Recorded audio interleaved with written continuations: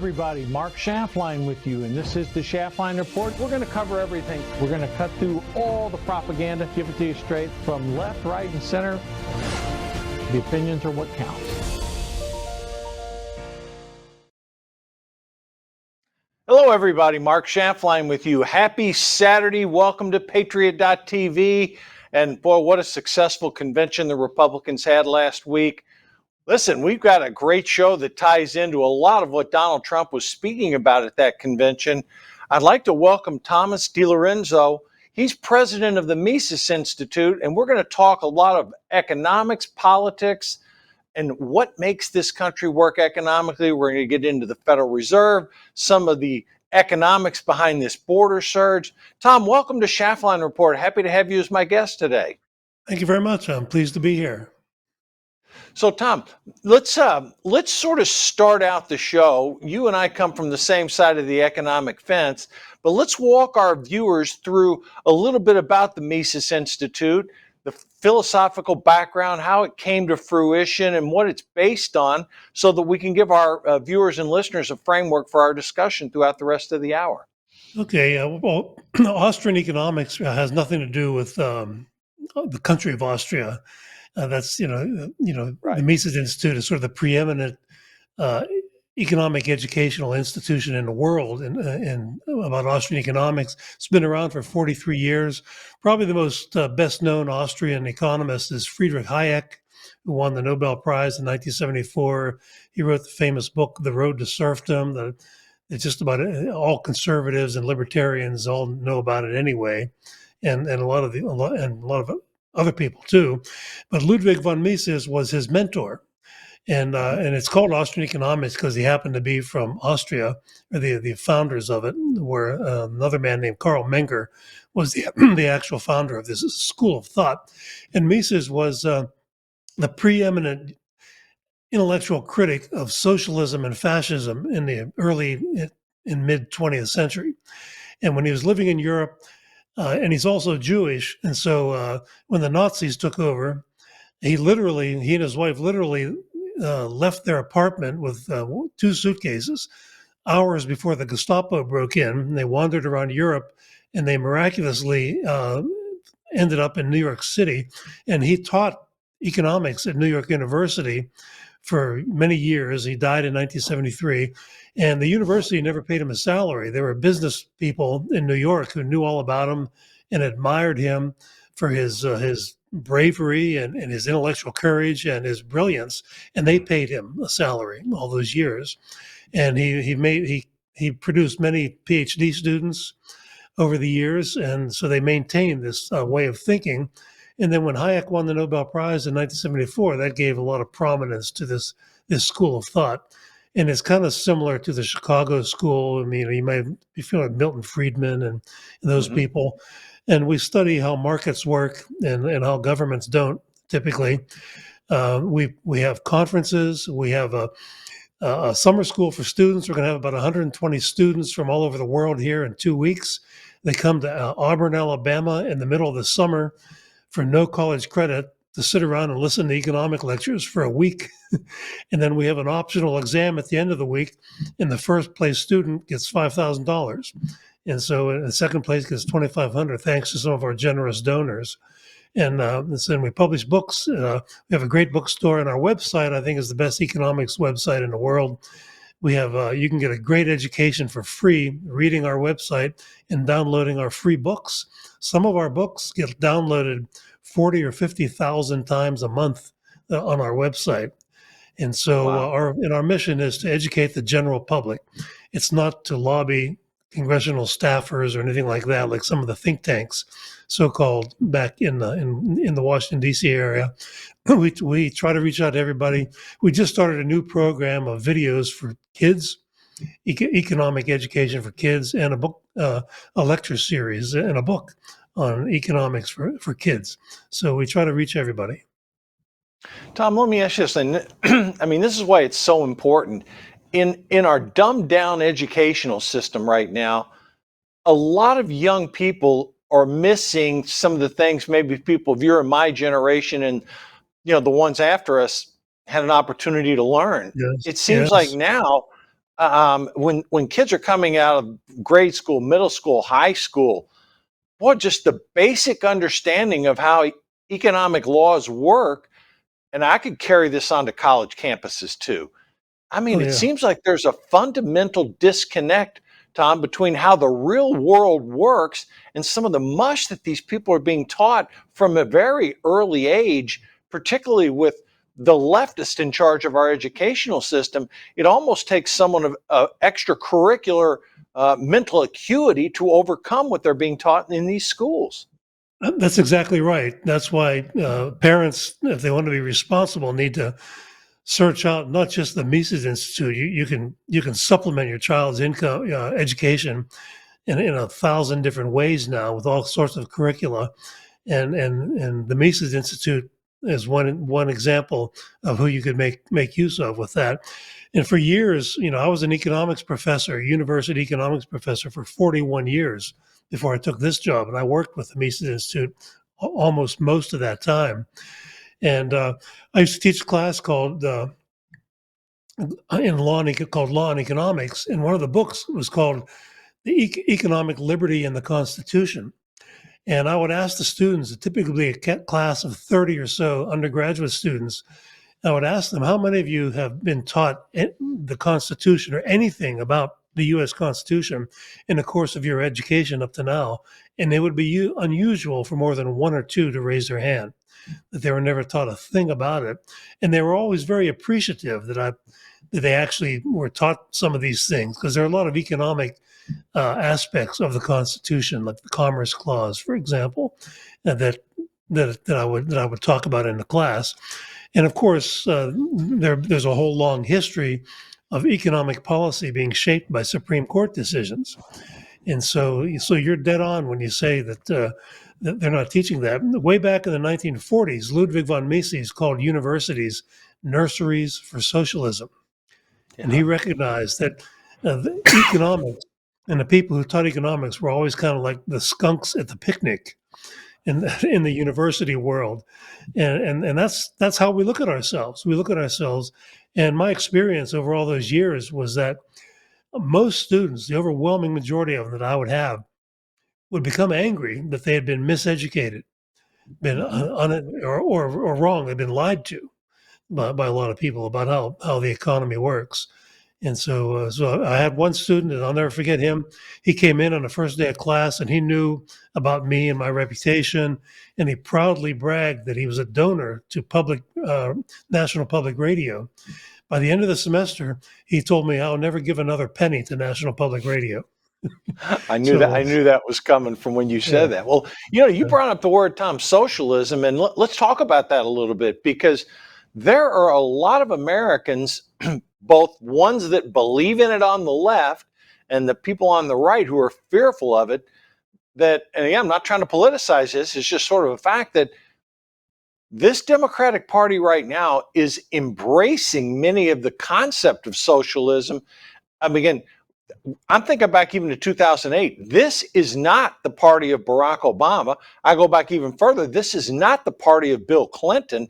But in the oh yeah. last 3.5 years, Tom, the idea of socialism has gained widespread footing here in the United States, particularly among those that shift towards the left side of the political spectrum, and that seems to be catching more headlines. And it's sort of a dominant thesis on the left.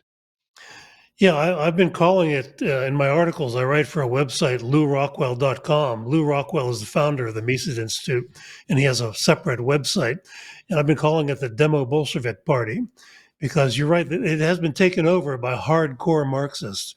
The first indication of that was several years ago, the new head of the Democrat National Committee, who I never heard of. And I looked at this guy, and he looked just like Vladimir Lenin to me. He just had this evil look about him, and he was a hardcore Marxist in his views, and that's the kind of people who have taken over. The mask is off. They probably have always been in positions of power within the Democrat Party. Hillary Clinton would fit right in with these people, but they always had these subterfuges and masks. In fact, when Bill Clinton was running for the first time for president, I published an article in the Wall Street Journal. It was entitled The Economist on Clinton's Left. It was about all the newspapers, the New York Times, Washington Post, the big papers have been talking about this guy, Derek Shearer was his name, about how he's probably going to be the chairman of the Council of Economic Advisors. He's Lincoln's, or not, he's Clinton's pal. And so I looked up, his writings, and he's a Marxist. And he wrote a book bragging about how the Communist Party of Italy took over the city government of Bologna, Italy, and what a wonderful thing that would be if all our cities were run by communists like this. And so I wrote this article, and the Wall Street Journal published it, and I got there all kind of letters to the editor, to the Journal, by Clinton defenders. We had a bit of a debate over that. So there have been people like that, even Bill Clinton. I mean, the thought that that my article probably killed that. It probably the reason why he didn't appoint this guy and appointed, maybe Larry Summers or some more normal person in that job. But it was probably at Hillary's insistence that he wanted to have this hardcore Marxist as his chairman of Council of Economic Advisors. But now that's all gone. I think the people, Joe Biden's chief economic advisor at the moment was a music major. He was on television a couple of weeks ago, and he sounded like a mumbling college freshman the first week of Econ 101, thoroughly confused and discombobulated about monetary policy. And he's the president's advisor. And I noticed this, by the way, about Biden from the very beginning. I've been asking my friends, have you noticed that everybody he seems to appoint is quintessentially unqualified for the job, like this head of the Secret Service with a sociology degree? And you think should have a degree in criminology or law, something like that. No, but it's Tom, it's gender and race. It's all about gender and race. And that DEI, and we're going to get into that. Tom, you're spot on exactly what you talked about, the people he's appointed. And you know what? That's a good segue. We're going to take a quick break here, but when we come back, we're going to dive into that because it is having ramifications across our entire society. Folks, when we say the presidential elections matter, we're serious about it. Break for 90 seconds. We'll be back.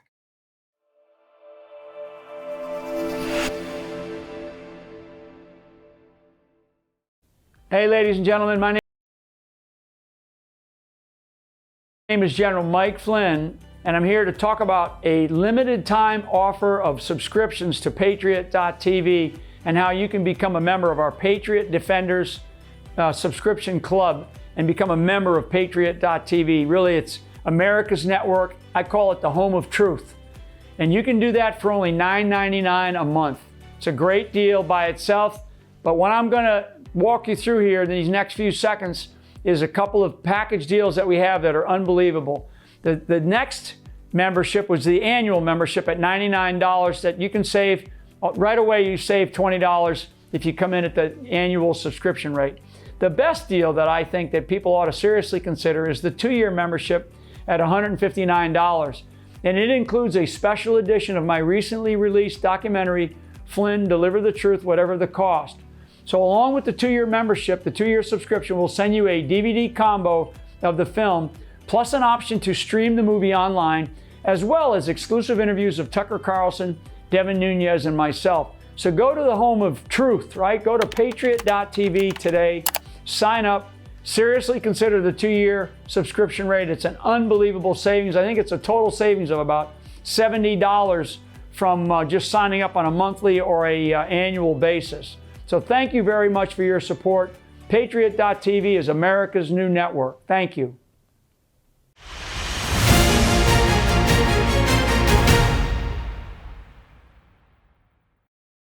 And we're back. Hey, listen, like General Flynn said, click on that icon, Patriot Defenders, sign up with us. We've got a lot of great things that you can see.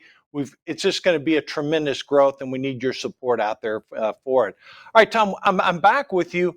And you were mentioning some of the political appointments that the Biden administration has put in. A lot of them are not qualified. And I think what's been laid bare over the past 3 weeks from that just disastrous debate performance, it's questionable who's really running our government right now. I mean, Biden has a lot of advisors around him we know some of the names, but we don't know all of the names. And I wanted to ask you this question because you brought it up and you're spot on some of these people he's appointed.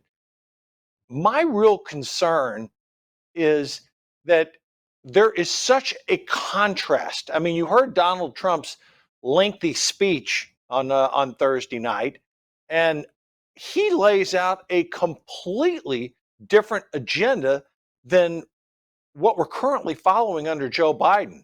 One under Biden is as close to a socialist agenda as I've seen in my lifetime, and Trump is talking about free economic policies. I mean, drilling for more oil, reduced regulation.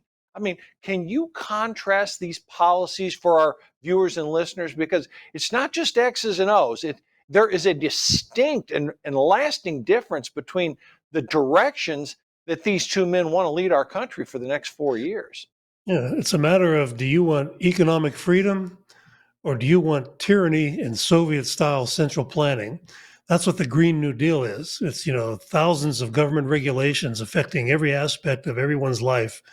It's a pipe dream of every totalitarian to have that kind of power that would be put together. And it was obviously written up years ago, many years ago, before they even introduced it as legislation, in the Obama administration.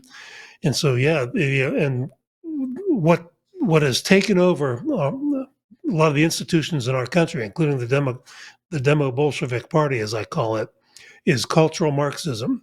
And you may have talked about this before in your program, that the old-fashioned Marxists said, well, there's a class conflict between the working class and the capitalist class. That didn't work. They didn't turn Europe into a communist hell. They didn't turn America into communist hell. So they needed a plan B. And the plan B is, there's a new class conflict. It's the oppressor class versus the oppressed. And because in the old class conflict, the only votes they would get were the factory workers. The working class meant the factory workers. That's not enough to win a national election in a big country like America. And so, of course, what it has come down to is that the oppressors are white heterosexual males of European descent, and everybody else is the oppressed. And so when they make all these appointments that you see, they decided we have to destroy merit. We have to, in society, college admissions, hiring, promotion, everything. And merit is a capitalist tool. Okay, and it is. It's why capitalism is so successful. It's why, if you want to live in prosperity, you darn well better use merit to reward people, or else you're going to live in poverty, unless you're the ruling class, and the ruling class always does well, and even in poor countries. And so that's what this is about. They're cultural Marxists through and through, and I've saw it in the university world over and over and over again for the last 20 years or so. And even I was a little surprised at how pervasive all of a sudden it became, because for years, those of us in academia who are watching this thought it's all these crazy left-wing academics doing this. But then, they produced generations ever since the 1960s of their students preaching this stuff. And so we've had, 60 some years of college students being educated in this. I shouldn't call it educated, indoctrinated in cultural Marxism, which is why also, by the way, if someone like myself or just about any conservative or libertarian, by the way, shows up on a college campus and they riot and they set buildings on fire and they scream and yell at the speakers, they think they're taking the moral high road, because people like us are the oppressor class. And that's what they've been taught. And so they're a minority, though. I mean, they're still the ones who do those things are always a minority. Most of my experience has been, I taught in a business school, and most of my students, they wanted an interview with Morgan Stanley, and they didn't want to throw garbage cans through Starbucks windows to protest inequality or any of that stuff. Their classmates in the humanities did, some of them. But then they were bullies, and they would intimidate the rest of them who didn't want to have anything to do with all the violence and the rude behavior. And they got their ways. It's easy to intimidate college administrators. It's in a drop of a hat, they'll cave to something like that, with few Well, exceptions. no better example than what happened earlier this year when you had college students. Again, Israel was attacked. 1,200 citizens plus killed, and yet we had these pro-Palestinian protesters on college campuses all throughout the country. Shouts like, from the river to the sea. They don't know what the hell they're talking about. I Yeah, I had the don't think they good do. for I had the good fortune, Tom, of being at one of these campuses when I was taking a walk, and I noticed, wow, there's like 5 helicopters overhead, 100 police cars, cops from all jurisdictions. I said, this encampment's getting broken up Yeah. tonight, and sure as heck it did. But that's a perfect example of people who are taught one thing, and it's completely bass-ass backwards. I mean, we've had people come on our show and say, Mark, something's not right now. Things, what used to be normal is now considered upside down. I mean, best examples Yeah. I could tell you is, we talked about oil a little while ago. Look at what Biden's doing. He drains the Strategic Petroleum Reserve to try to keep gas prices down, does everything he can to limit U.S. exports of liquefied natural gas, which is a great export for this country. We got more liquefied natural gas in this country, literally hundreds of years, maybe thousands of years worth, that we can export. And again, what did he do? He put a stop to it. Tommy goes Mm. out there and he tries to push this student loan forgiveness piece. Thank goodness the courts have stopped most of this stuff. But he's out there touting what we're going to talk about a little bit later in the show, Bidenomics, which nobody knows what the hell that is. But what people do know is, since he's been president, and this is where I really want you to dive into it, inflation's run 20%. Wages have not kept up with that. And yet you have these leftists talking about how great the Federal Reserve has been about getting inflation down to 3%. And they're trying to tell voters, well, look, yeah, it's been tough these last 3.5 years, going from annualized rate of 9% down to 3. But cumulatively, Tom, the average person is saying, wait a minute, these things cost a hell of a lot more than they did 3 years ago, and they're not going down. When we see 3% inflation, Tom, that's on top of what we already have. Am I missing something Yeah. here, or help me out with this? No, they're lying. The government is lying about that. I don't. There's no way that inflation is only 3%. It's probably more like 15 or 20%. But they lie about it. You see these reports. They say, well, we're not going to count fuel and housing prices, and then here's the inflation rates. Tell that to somebody who commutes to work, and 45 minutes or an hour each way every day. Right. Gas prices up by 48% in the past 3 years, for example. Just that is a big pinch.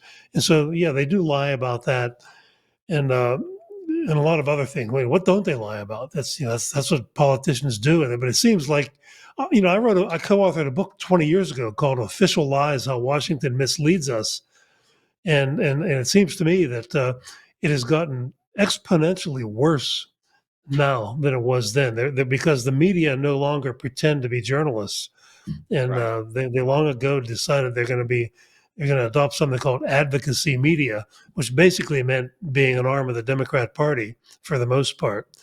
And so I think that has helped the lying, uh, you know, just explode exponentially, and it's on economic issues as well as much as anything else. And because people don't, economics is not easy. It's not like rocket science, but to be a good citizen, you need to have some level of economic literacy. And so Right. go to our website, Mises.org, and do that. You can learn an awful lot. Read Economics in One Lesson by Henry Hazlitt. We just gave away 100,000 copies of that famous old book last year, and it's probably the greatest book ever written on just economic common sense. Tom, before we did this interview, I did go to your website and did some extensive reading on it. Give our viewers and listeners the website again so they can go to it, because there are some really, really good articles, and you'll get a good education by going there.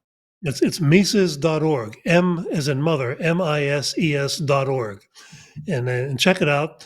And we're in the middle of giving away a free book, and 100,000 more free books Well, it's called "What Has Government Done to Our Money" by Murray Rothbard. So go to the bottom of the site, and you'll see a form that you can fill out, and we'll send you free books if you would like.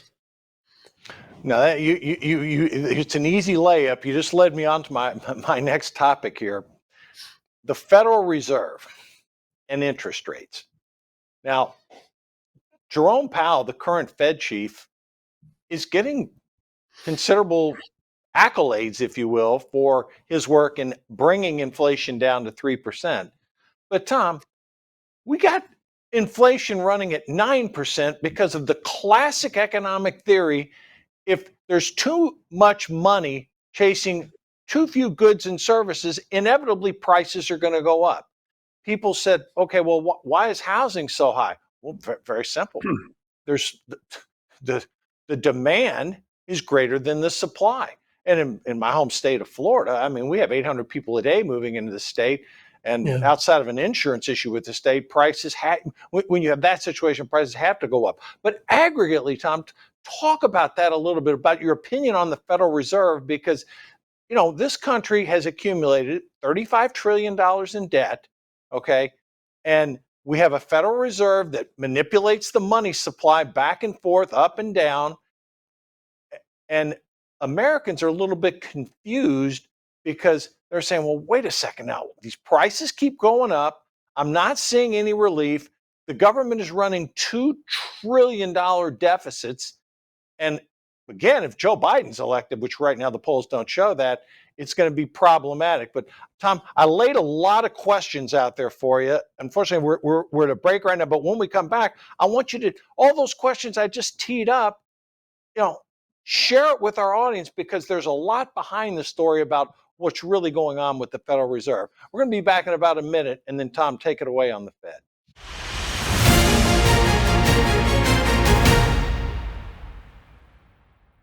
Sounds rolling. All three cameras. We're good. Is there any regrets that you have in life? I should sit here and say, yeah, I got a lot of regrets. But when I look back on my life and I understand the lives that were lost, I mean, I'm sitting here with you. And I can tell my story. Former National Security Advisor, Lieutenant General Michael Flynn, pleaded guilty today to lying to the FBI. He was one of the most respected generals in the military. He was, by definition, the most dangerous possible person for Donald Trump to hire. Brilliant military career, serving 33 years. Why was he being so elusive? Mike Flynn told the truth and faced life in prison. Every American needs this historical DVD keepsake. Flynn delivered the truth, whatever the cost. Hand signed by General Michael Flynn, one of America's most treasured military heroes. Order now at the Patriot TV store. Go to Patriot TV, click on Store, and grab a once-in-a-lifetime chance to own a treasured piece of American history, and get your own personal download link to watch America's most talked-about movie, as well as a DVD hand-signed by General Michael Flynn. Use promo code PTV at checkout to get special savings. The Patriot TV store. Incredible savings and a secure, hassle-free shopping experience.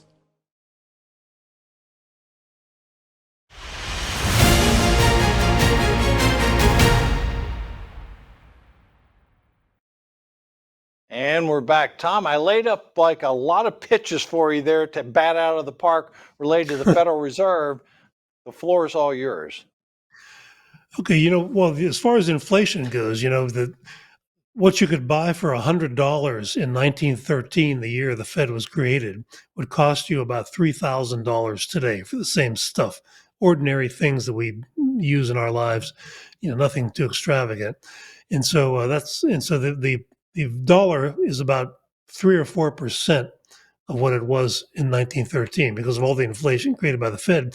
We should be experiencing deflation with all the technological advances in the world in production of just about everything, especially food.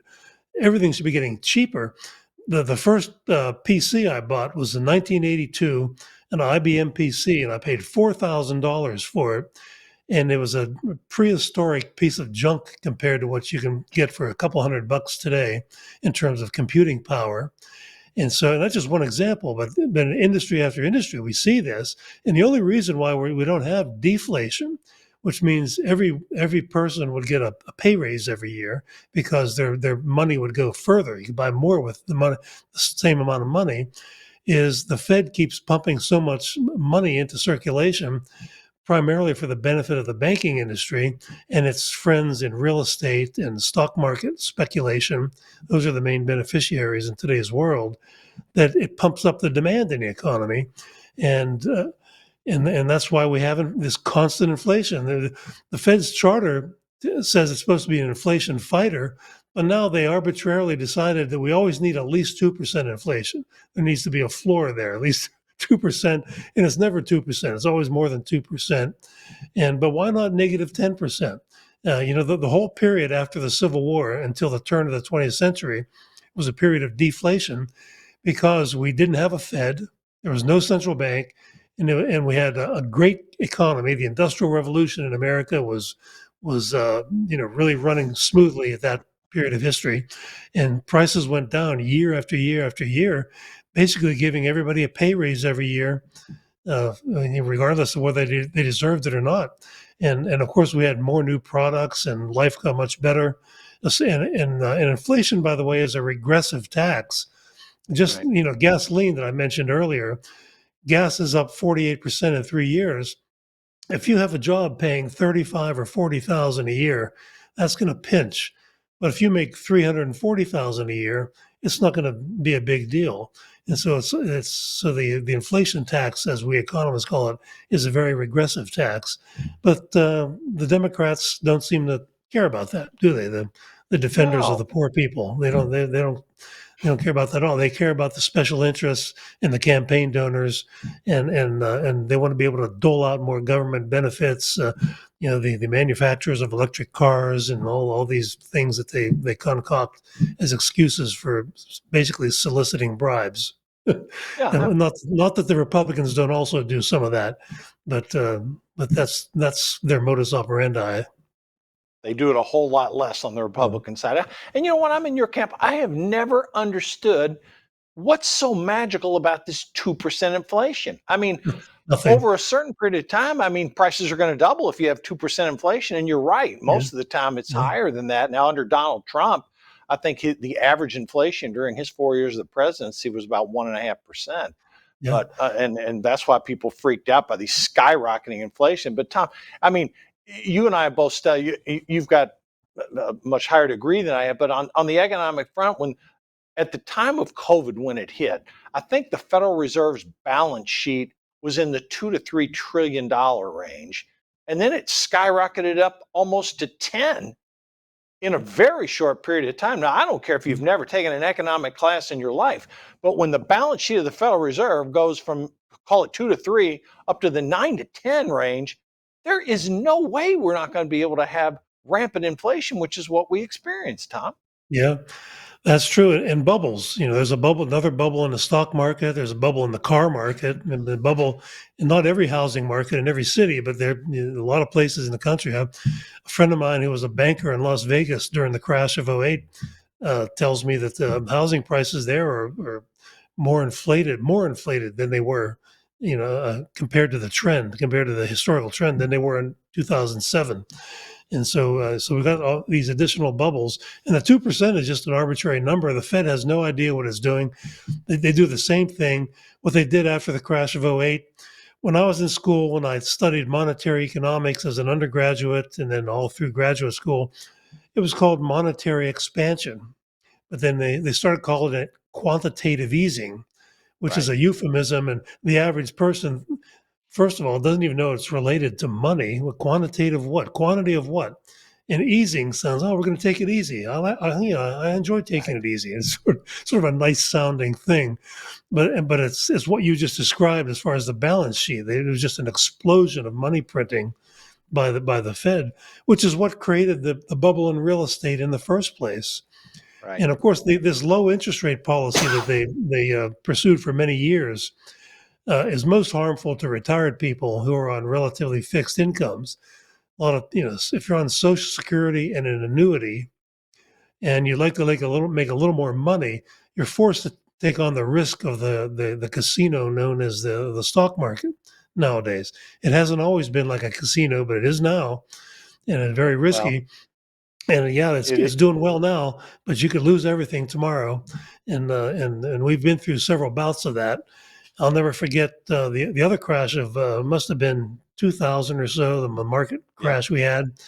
I walked into the bank and I knew all the tellers and everybody in my local bank, and this woman was literally crying, and because she had lost so much in her 401k that she said, I'm going to be working until I'm 80 now.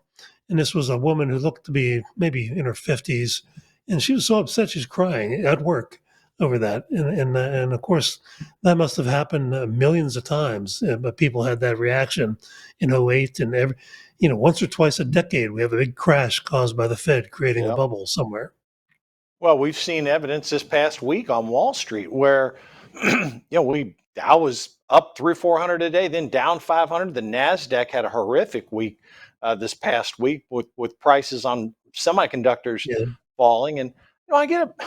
It's not a funny thing, but when I hear all these people on Wall Street, and I come from that background, running a private equity firm, Tom, when I see that we have a current Fed funds rate 5.25 to 5.5%, and inflation is still running around 3%, and I see all these people on Wall Street advocating rate cuts, and Yeah. I'm sitting here Yeah. saying conservative economists I talk to are saying there's no way we should be cutting rates at this point. Yes, there's been some slowdown in certain parts of the economy, but if you put a blindfold on for a while and then took it off and said, okay, you're going to have 4.1% unemployment. Inflation has come down from 9 down to 3-ish. Why in the world would you think about cutting interest rates when we still have inflation running at that level? It makes no sense to me. Well, it's absurd that government has anything to do with setting the price of money any more than it has to do with setting the price of potatoes or corn or anything else. It's a price control. Anyone who takes an economics class, one of the first couple of weeks of the class, you learn of all the bad effects of price controls, of government setting of prices.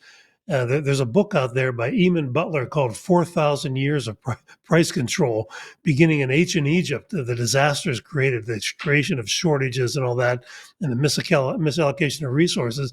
But when it comes to interest rates, even economists, PhD economists who work for the Fed, will pretend that they know what the interest rate should be, rather than just letting supply and demand in the credit markets determine what supply and demand, what the interest rate should be. That's the world we want to live in, where time preference, and savings and the demand for credit determine the price of money, just like supply and demand determines the price of potatoes and cars and houses and everything else in a market.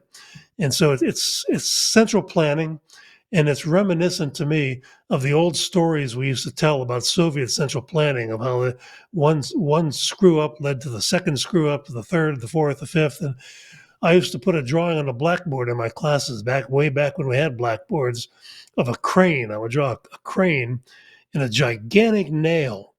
And because there was a true story of a mandate by the Soviet economy.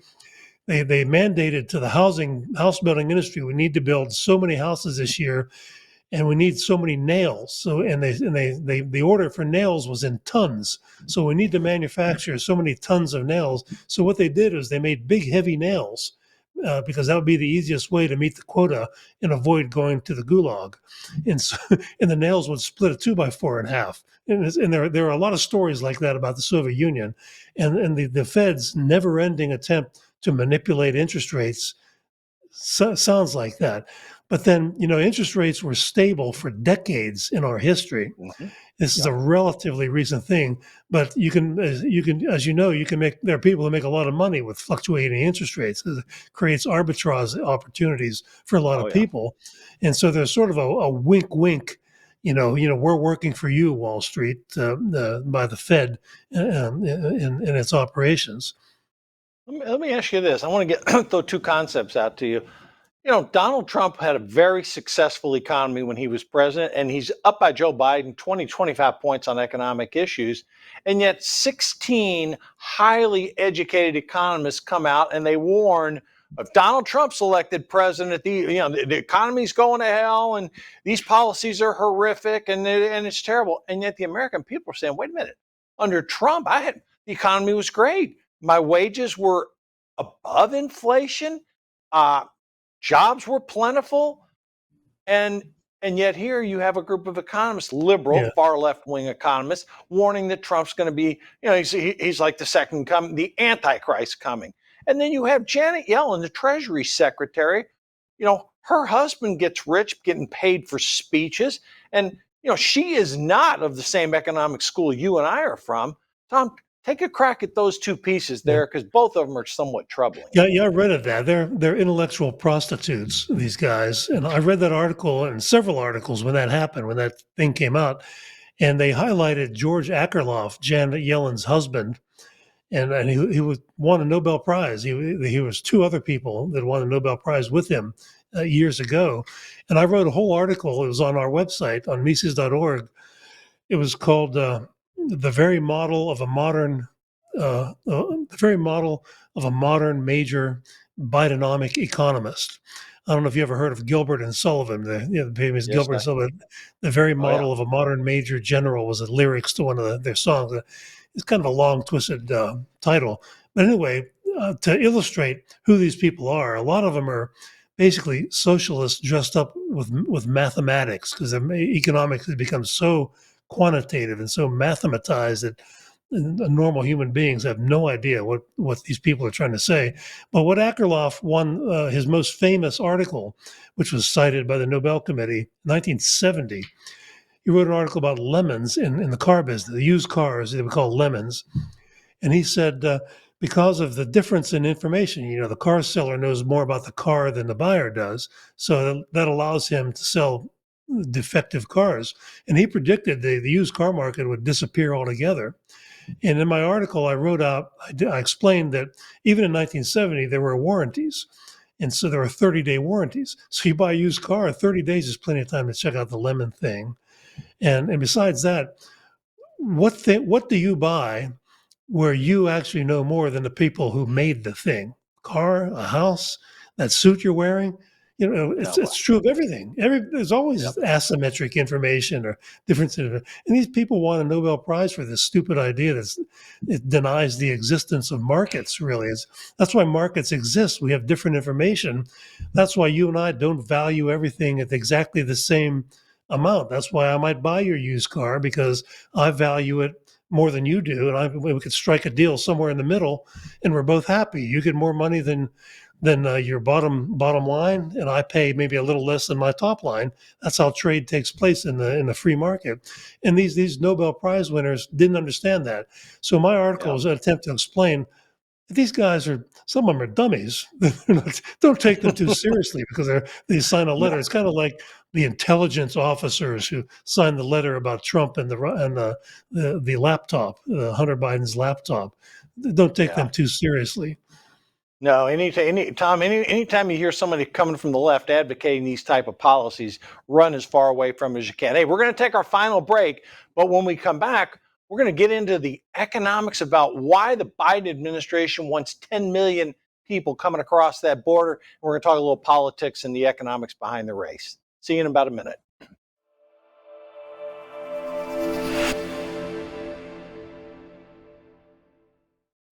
The world is about to shift. Banks are going cashless globally with the emergence of central bank digital currency, which will bring with it programmable money and the ability to turn on or off your purchasing power based on your digital social profile. It's like the equivalent of spyware in your bank account. You need to get out of the system with the world's safest and most private assets, silver and gold. Call Kirk Elliott, PhD at 877-547-5743. That's 877-KIRK-PhD. Hey, ladies and gentlemen, my name is General Mike Flynn, and I'm here to talk about a limited time offer of subscriptions to Patriot.tv and how you can become a member of our Patriot Defenders subscription club and become a member of Patriot.tv. Really, it's America's network. I call it the home of truth. And you can do that for only $9.99 a month. It's a great deal by itself, but what I'm going to walk you through here in these next few seconds is a couple of package deals that we have that are unbelievable. The next membership was the annual membership at $99 that you can save right away. You save $20 if you come in at the annual subscription rate. The best deal that I think that people ought to seriously consider is the 2-year membership at $159. And it includes a special edition of my recently released documentary, Flynn, Deliver the Truth, Whatever the Cost. So along with the 2-year membership, the 2-year subscription will send you a DVD combo of the film, plus an option to stream the movie online, as well as exclusive interviews of Tucker Carlson, Devin Nunes, and myself. So go to the home of truth, right? Go to patriot.tv today, sign up, seriously consider the 2-year subscription rate. It's an unbelievable savings. I think it's a total savings of about $70 from just signing up on a monthly or a annual basis. So thank you very much for your support. Patriot.tv is America's new network. Thank you.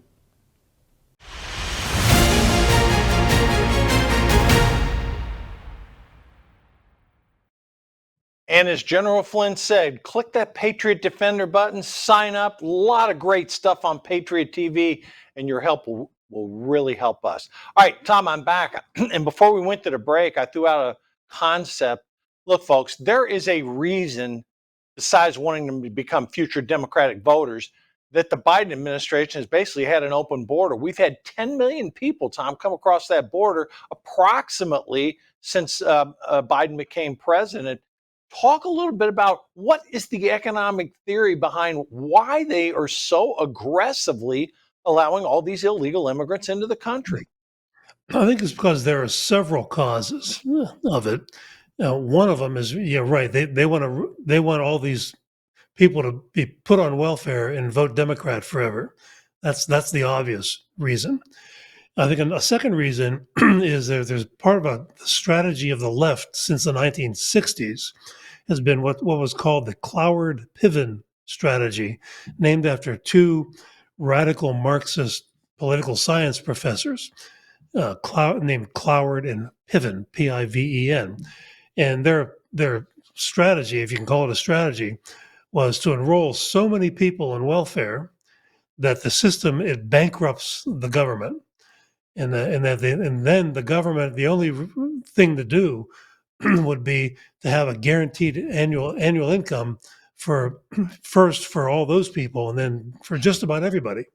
And that's basically communism. That's the way things were in communism, wasn't it? For the able-bodied people, you would be given a government income. They'd give you some job to do. Go rake the leaves in a park or something like that. Everybody would be a government employee. So these 2 were communists in the 60s, and they were and of course they were celebrated. They all kind of awards. They taught Ivy League schools, and I think that's part of it. I think that they've been teaching this for decades, and that's part of it. The other part was, they want to import Democrat voters, and the third part of it is the racism by people like Barack Obama when he said we want to fundamentally transform America. When he was running for office, his encounter with Joe the plumber, this guy named Joe the plumber, who I read passed away not too long ago. That's what he said. He said, "Well, we want to fundamentally change America," and I think that's what he means by that. I think he's a racist. I mean, all this business about white supremacy that they keep complaining about, and they teach all these courses in the college courses on racism, and they're just obsessed with this. And so, you don't see them recruiting immigrants from Sweden or anywhere else, even if they're highly educated, as far as that goes. Or if they did today, they'd probably be from a Muslim country anyway. That's Sweden. And so I think that's a reality. That's my view of it, because I think I thought for years, well, what did Obama mean by that? And I thought, well, he probably means socialism, because he was a proud socialist. He once said in his biography that when he was in college, he only took elective classes from the socialist professors. He avoided everybody else. And so what else are we supposed to think he meant by that? Bill Ayers and Bernardine Dorn, whatever her name was. Yes. All right, yeah, so let's tie this in, Tom. We got a little bit of time left here. It looks to me like this is a crystal clear election coming up. Okay, you have Donald Trump that is talking about free market policies. wants to more oil. He talks about the cleanest water. I mean, he said, I've seen him sometimes. He really talks about this, makes you laugh a ton. But he talks about, hey, we're going to have the best water, the best air, and at the same time, he says, forget all this Green New Deal stuff. None of it works. We're not going to force you to buy an electric vehicle whose demand is plummeting right now. Yeah. You know, the government's doing stupid stuff like making our military equipment, everything other than a tank, be like, you know, not emit as much pollution. And it's just so insidious, the stuff that's coming out of our government, Tom. Countries like China, one of the second largest economy in the world, they're building on a weekly basis more coal-fired plants than the United States is shutting down. I mean, it is absolutely insane what's going on. And then you have a situation where, as Donald Trump properly said last Thursday night, you know, he had Iran at a point where Iran was damn near bankrupt. And now the Biden administration has Iran flush. I know oil goes into a lot of things, Tom, and it's very, very important. But is that the lifeblood of the economy? Because the U.S. has lots of oil, lots of natural gas, and despite the fact we're producing at high levels right now, we could be doing a whole lot more. Well, we're going to need a lot more of it with all these immigrants they're allowing in the country. Also, well, one other reason I would give for the immigration is that it's a part of the general plan. You know, Ludwig von Mises, who the Mises Institute is named for, wrote a book in 1922 called Socialism, in which he explained why socialism could never work as an economic system.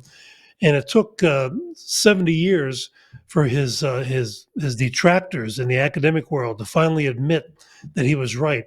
After the collapse of socialism all over the world, in Russia and everywhere else, in the late 80s and early 90s, Robert Heilbronner, who had been preaching socialism as an economist for 50 years, wrote an article in the New Yorker magazine saying, he said Mises was right all along. He actually got the explanation wrong, but he got the right conclusion as far as that goes. But in Mises' famous book, Socialism, the latter several chapters are on what he calls destructionism. And he noticed that in his time, by the 1920s, all socialists in the world up to then were what he called destructionists. They wanted to sabotage and destroy the existing institutions of society, and then they could create their utopia. And that includes the rule of law, the Constitution, religion, the family. The Communist Manifesto, abolition of the family is in big black letters in there. And so first and foremost, socialists have always been like that. And people in this country need to wake up to who these people are. These people are radical communists who are running the government, the federal government at the current moment. There was a woman whose name, unfortunately, I can't remember her name. She grew up in Mao's China, and she escaped somehow. She came to America, and she wrote a whole book recently, in the last couple of years, about the remarkable similarity between Mao's China and here, minus all the mass murder. But the whole cancel culture thing, she said, well, that's exactly what Mao did first. Find out who the dissenters are, and then destroy their lives. And that's that's what's been going on. And I think it's kind of thing that in our country we've been, at least the older people like me, have been educated so much about what socialism was like in the world that it's hard to believe that this would come to our country. But the young people, all they're taught is everybody will be equal. Somebody else will pay your tuition bill, free food. You can keep playing video games until you're 50, and so they're seduced by that. A lot of them are anyway. Enough of them. The snowflakes are. Yeah, well, you mentioned the snowflakes. I mean, there's lots of them out there, and that's why, I mean, the lessons of history will repeat themselves if people are not cognizant of it. And you mentioned the 1920s, the 1930s. I cannot find an example in the 20th or the 21st century of socialism working. I mean, why they continue? It's economic poison. Yeah, what's the old saying? If you keep doing it over and over and over, it'll work. Well, it doesn't. Insanity. Yeah. Yeah. Well, that's because the kids in school are taught the theory of socialism. They're not taught anything at all about reality. I taught a course once called Capitalism and Its Critics. I had, Ludwig von Mises, Milton Friedman, Friedrich Hayek, and then I would have the Communist Manifesto and, the bad guys also, so they would get both sides of the picture. And I had one, so I put the Communist Manifesto on my syllabus, and I had one student come to me and say, this is the fourth time I've been assigned this book here in college, but this is the first time it's only been treated as a historical artifact and not a roadmap for the future. And that's what they're taught in school, and that's a big part of the problem. Who will teach it to them? People like me. I spent 40 years being the skunk at the picnic in several different universities. But fortunately, I always had some colleagues, some like-minded colleagues together, and most of them were associated with the Mises Institute. We were like the opposite of a communist cell in the 1950s. We would meet here in Auburn, Alabama at the Mises Institute a couple times a year and have our conferences, and then go back to our universities where we're surrounded by angry leftists in in most of the rest of the university world. And so most of us would just try to keep quiet and do our work and not get involved with them. Tom, we got 30 seconds left. I want you to close it out with this. You've got Donald Trump, you got Joe Biden. It looks like Joe Biden. We're not really certain. What's the one thing in your mind that will separate these two? In other words, when voters are looking for something, Trump versus Biden economically, how does it play out? You got 20 seconds. Well, it's optimism versus doom and gloom and craziness. And a man can become a woman can become a man. People are sick of all that.